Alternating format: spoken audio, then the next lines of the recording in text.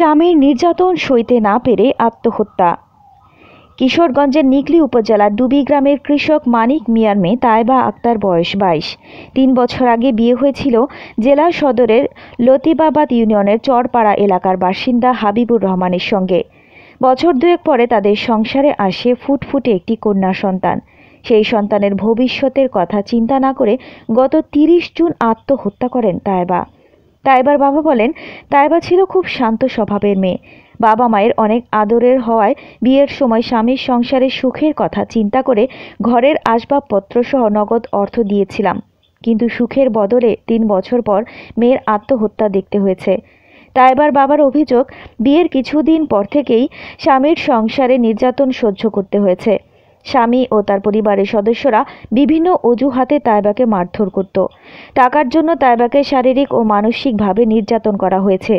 মেয়ের ওপর যেন নির্যাতন না হয় তার জন্য গত 3 বছরে বিভিন্ন সময়ে প্রায় 5 লাখ টাকা যৌতুক নেন হাবিবুর। তবুও নির্যাতন কমেনি। সহ্য করতে না পেরে বাবার বাড়িতে এসে থেকেছেন তাইবা। এর মধ্যে কোলজুড়ে আসে ফুটফুটে এক কন্যার সন্তান। বাবার বাড়িতে থাকাকালে খবর আসে সড়ক দুর্ঘটনায় আহত হয়ে ঢাকা থেকে চিকিৎসা শেষে বাড়ি ফিরেছেন স্বামী হাবিবুর রহমান। এই খবরে গত 25 জুন স্বামীর বাড়িতে চলে আসেন তাইবা। সেখানে 3 দিন থাকার পর 28 জুন বিকেলে অতিরিক্ত ঘুমের ঔষধ খেয়ে তাইবা অসুস্থ হয়ে পড়েছে বাবার বাড়িতে, এমন খবর দেন স্বামী।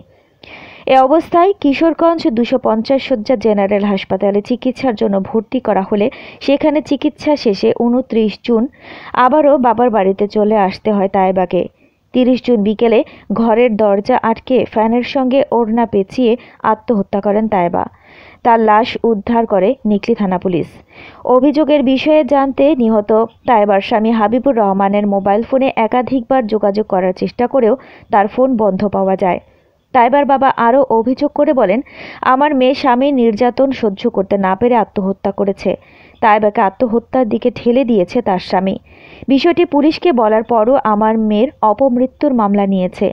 আমার মেয়ের আত্মহত্যার বিচার চাই।